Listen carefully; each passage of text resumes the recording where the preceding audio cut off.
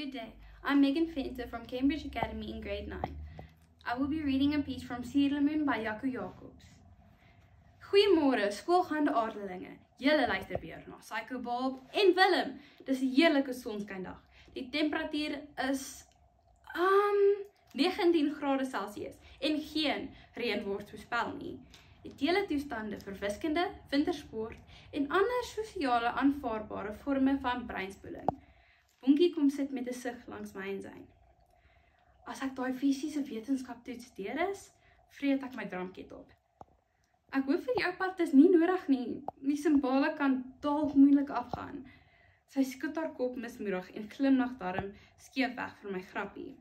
Daai twee ouens is genuine mal, sê sy en bedye na die radiostasie se naaste luidspreker.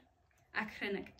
Maar om een of ander rede kan 'n mens nie help om na hulle te luister nie. Ek wonder altyd hoe kry hulle dit reg om mekaar se sinne so klaar te maak. Jy's ingeskakel op Pause, die sinvolste tyd van jou skoolloopbaan. Vandag het ons vir julle 'n ongelooflike surprise. As jy gedink het hoërskool het nie meer een enkele verrassing om na jou kant toe te gooi nie, wag net tot tweede pouse vir Psycho Bob en Willem se eksklusiewe ontdekking. Maar nou is dit eers tyd vir die top 3, moontlik gemaak by die finansiële ondersteuning van Bill Gates en Microsoft. Grappie. Okay. Julle het weer julle demokratiese reg uitgeoefen en julle stembriefies in ons versoekposbus langs die media sentrum gegooi. Die 3 liedjies waarvoor julle gestem is, tatarada, in die 3de plek is, vir die 4de agtereenvolgende keer, Jack Sparrow. Soos julle weet, is ons verbied om Jack Sparrow op hierdie stasie te speel.